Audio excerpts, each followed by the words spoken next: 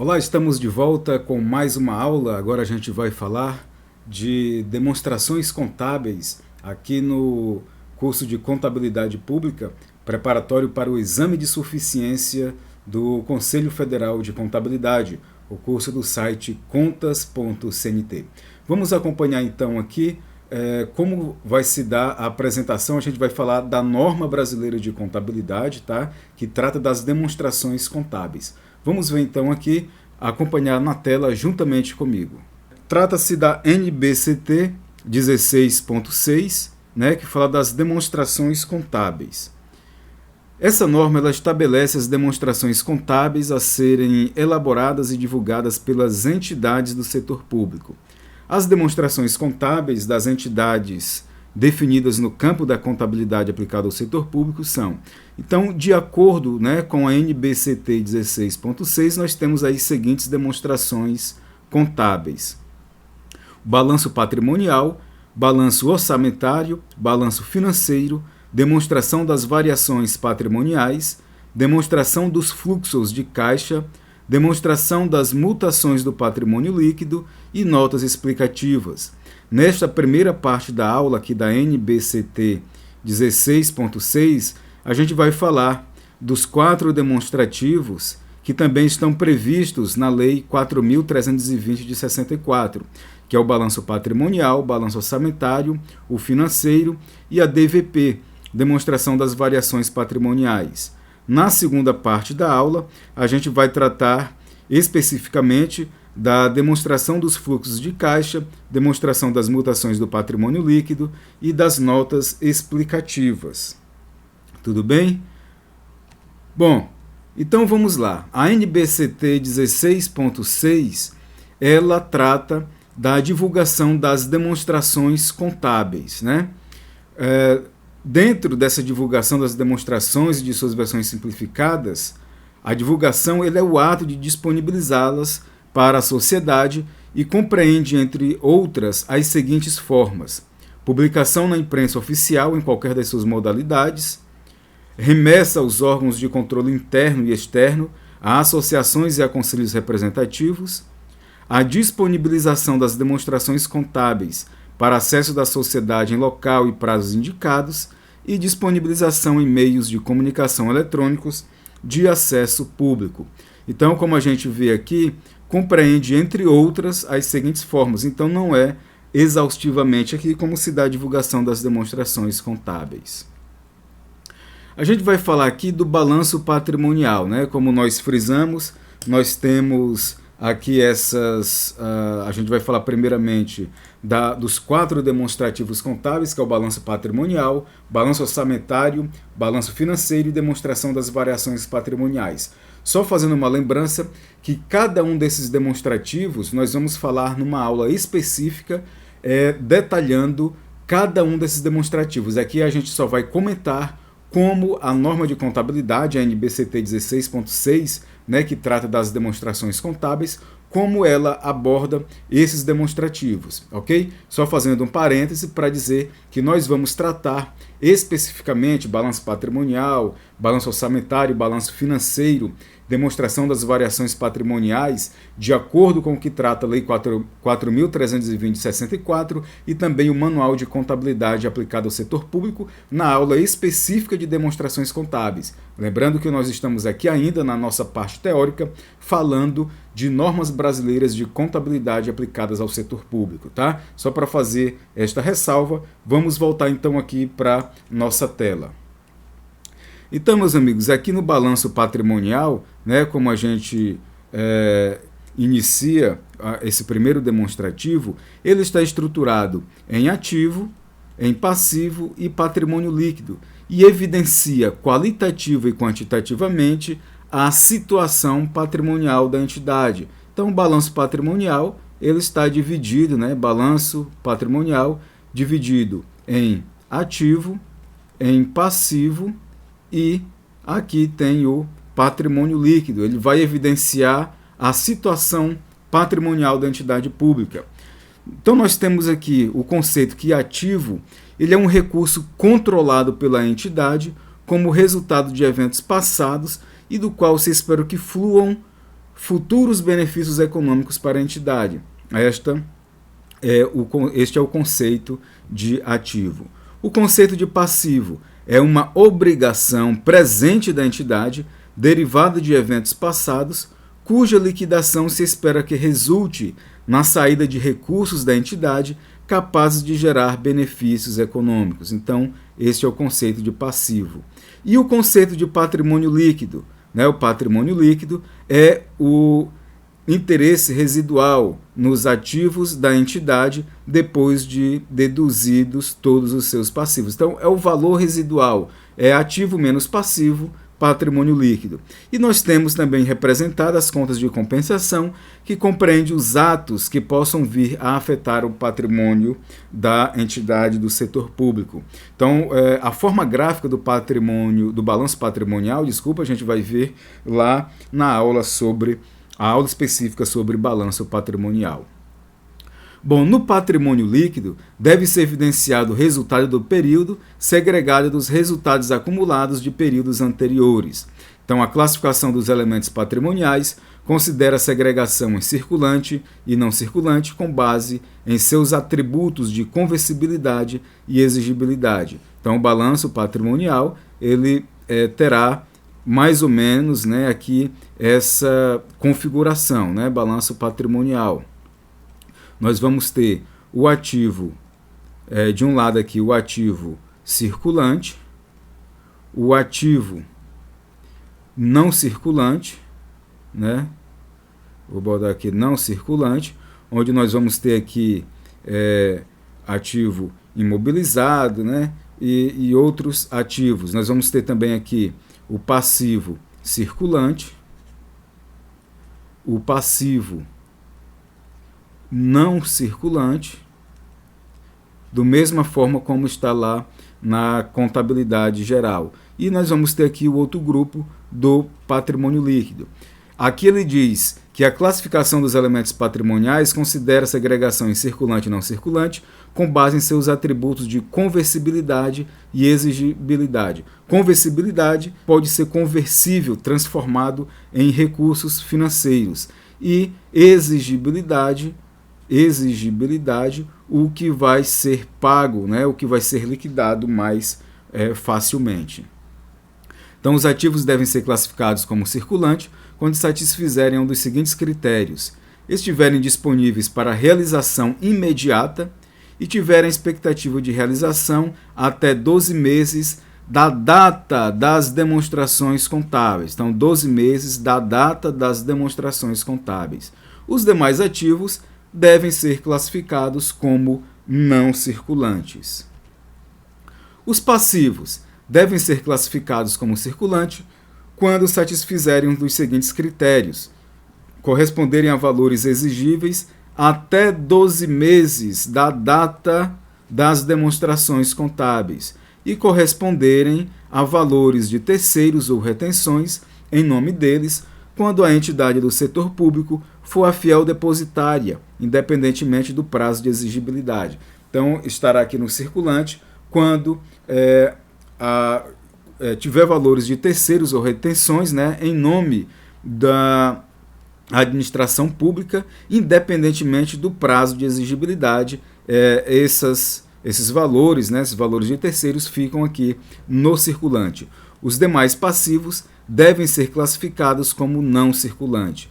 Então, só voltando aqui, se tiver aqui uma assertiva, uma questão dizendo que a administração pública tem um depósito, ela reteve valores de uma caução no prazo de 36 meses, o valor dessa caução estará onde? No ativo circulante ou no ativo não circulante? Pela nossa regra aqui, que a gente está vendo, ela fica no passivo circulante, em razão de ser valores de terceiros ou retenções em nome de terceiros. Ok? Os demais passivos devem ser classificados como não circulantes. As contas do ativo devem ser dispostas em ordem decrescente de grau de conversibilidade. Então, quanto mais conversível, quanto mais possível transformar esse ativo em recurso financeiro, é mais conversível.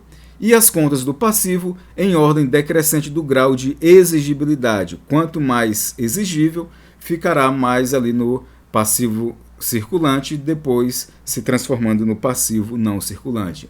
Então essas são as demonstrações do balanço patrimonial.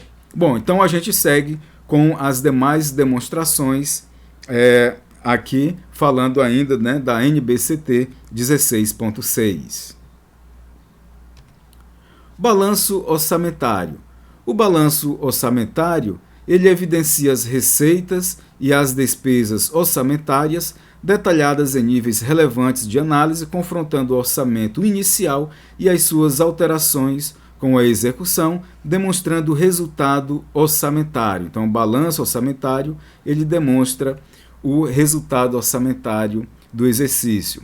O balanço orçamentário, ele é estruturado de forma a evidenciar a integração entre o planejamento e a execução.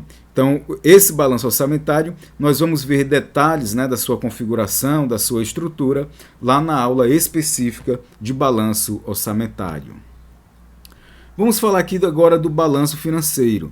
O balanço financeiro evidencia as receitas e despesas orçamentárias, bem como os ingressos e dispêndios extra-orçamentários, que a Lei 4.320/64 chama de receita ou despesa extra-orçamentária, que na verdade não é isso, não é receita ou despesa extra-orçamentária, o nome correto, a nomenclatura correta, são ingressos e dispêndios extra-orçamentários, conjugados com os saldos de caixa do exercício anterior e o que se transferem para o exercício seguinte. Tá? Então, por exemplo, ingressos extra-orçamentários, né, o balanço financeiro, ele tem uma característica, e é uma característica que sempre é exigida em prova, quando a entidade inscreve valores em restos a pagar orçamentariamente, numa visão orçamentária, esse restos a pagar configura uma despesa, mas esse restos a pagar, ele será inscrito no balanço financeiro como ingressos extra-orçamentários, tá? Mas eu vou deixar aqui para falar detalhadamente, né, desta característica, deste mandamento da lei para equilibrar o balanço financeiro, quando nós falarmos do balanço financeiro de forma isolada. Então não perca esta aula lá do balanço financeiro.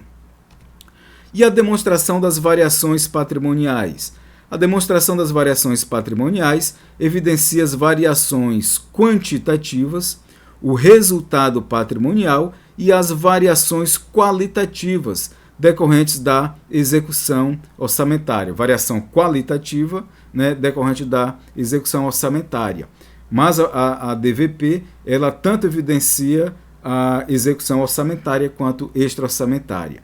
Bom, as variações quantitativas, né, que nós vamos ter uma aula também de variação quantitativa para você entender o que é variação quantitativa, o que é variação qualitativa, são decorrentes de transações no setor público que aumentam ou diminuem o patrimônio líquido, né? A gente falou aqui na norma brasileira de contabilidade, transações no setor público, você lembra dessa aula, né, que nós comentamos aqui as variações quantitativas. E também nós comentamos sobre as variações qualitativas, que são decorrentes de transações no setor público que alteram a composição dos elementos patrimoniais sem afetar o patrimônio líquido.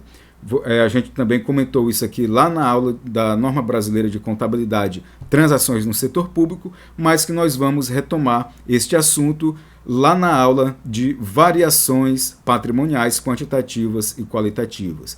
Então aqui essa demonstração das variações patrimoniais, né, nós também vamos falar detidamente na aula sobre DVP. Então, para fins de apresentação na demonstração das variações patrimoniais, as variações devem ser segregadas em quantitativas e qualitativas. O resultado patrimonial do período é apurado pelo confronto entre as variações quantitativas, aumentativas e diminutivas. Então, o resultado patrimonial do exercício, né, ele é apurado em confronto entre as variações quantitativas, aumentativas e diminutivas, ok? A gente vai ver isso detidamente na aula sobre demonstração das variações patrimoniais. Bom, para a gente encerrar essa primeira parte aqui da nossa aula, vamos fazer aqui resolver aqui um exercício do exame de suficiência 2013.2, tá? Vamos ver como é solicitado no exame o conhecimento, né? Uma das solicitações. Então nós temos aqui a questão que foi de número 19. De acordo com as normas brasileiras de contabilidade aplicadas ao setor público, inclusive a Lei 4.320 de 64, são demonstrações contábeis das entidades definidas no campo da contabilidade aplicada ao setor público. Então, o que a questão quer que a gente analise aqui, de acordo com as normas brasileiras de contabilidade aplicada ao setor público e a Lei 4.320. Vamos, então, analisar e avaliar quais são esses demonstrativos exigidos e que são aplicados ao setor público. Balanço patrimonial, ok. Balanço orçamentário também. Demonstração do resultado do exercício. Opa, não existe essa demonstração no setor público. Então a gente já corta aqui a alternativa A. Vamos a B. Balanço patrimonial, ok. Balanço orçamentário, ok. Demonstração do valor adicionado existe no setor público? Não, como a gente viu lá na primeira tela, não existe essa demonstração do valor adicionado para o setor público. A demonstração das mutações do patrimônio líquido, ok, ela faz parte, então a alternativa B está errada. Vamos aqui à alternativa C. Balanço patrimonial faz parte, ok. Balanço orçamentário também faz parte. Demonstração do valor abrangente, opa, não faz parte esse demonstrativo. E balanço financeiro faz parte. Então a alternativa C a gente corta. Vamos à alternativa D. Balanço patrimonial, sim, faz parte. Balanço orçamentário, ok. A demonstração dos fluxos de caixa também faz parte. A gente vai ver essa demonstração aqui na nossa segunda parte desta aula.